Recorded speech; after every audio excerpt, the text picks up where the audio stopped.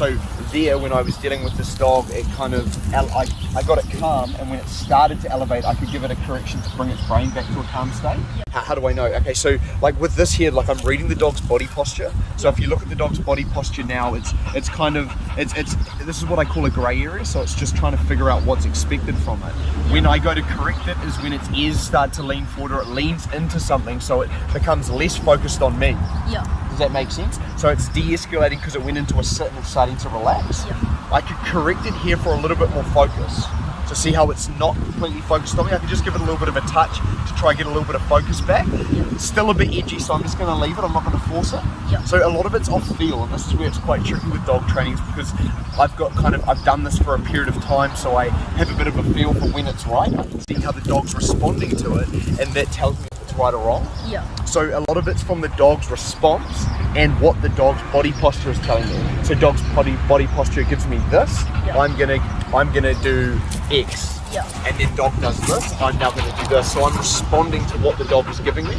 Does that make sense? Yeah. The only way you're gonna be able to figure that out is through a little bit of just trial and error. Yeah. And especially with like this dog's at a very high level, it's a hard dog. Yeah. Whereas if you had an easy dog, it would be very easy for me to identify the dog's body posture, because it's like, well, that makes sense. Whereas here, there's a lot going on, so I have to explain a lot, which is going to be a lot to take in. Yeah. If that makes sense. Yeah. Yeah. So would you say like a general, like out of the gray area, like Yes. Rule of thumb. rule of thumb, like leaning forward, focusing, you Yes. should correct it, whereas if it's Yes. a bit like Yes. backwards, you should guide it. Yes. Okay. Yep. Guide it or wait. Wait. Yeah, even if it leans back. Yeah. So that's a very good question. So leaning forward is generally dog is elevating. Yeah. Leaning back is dog is fearful. So Yeah. you're identifying that very well. So dog leans back, I'm going to give space to the dog. Yeah. So I'm going to move away. The dog's going to be more inclined to follow. Yeah. Dog leans forward, I'm going to correct to break focus Yeah. and redirect the dog. Okay. Where it can get tricky is if the dog leans forward and hones in and you correct it, then it goes cowardly. Yeah. That's when you now you have to respond to the dog. Do you see Yeah. what I mean? So you're just reading the dog's body posture and adjusting to what the dog's giving So you. it's like going back and forth between Flick the it. two. That's it. But when you say wait, how long should the wait be? The dog will tell you. Okay. So when the dog starts to respond, that's when you start to move. Ah. So you're just reading the dog. Other things you could tell if the dog's uncertain or insecure is lowering fast head movement, which is what this dog's doing. That racy behaviour is very insecure, very flighty. Yeah. So that tells you that the dog needs space or time.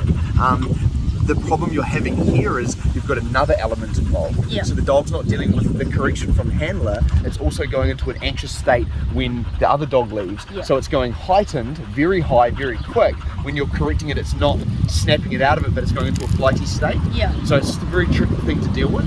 The best way I find to deal with something like that is use the leash. Okay. And just that short, tighten up on the lead. Don't let the dog's brain actually go there. So Okay. when you notice how the dog started to race, I just instantly applied pressure, Yeah. dog settled. And the dog's body posture will tell me that. So the fact the dog went from racy to sitting and relaxed, that told me I'm getting the dog's head to where I want it. But it was only holding it for a very short period. So the brain only went there for a period, then it went back. So I had to apply more pressure or direct it or do something else to get the dog's brain back into that calm, relaxed state again. Yeah. Does that make sense?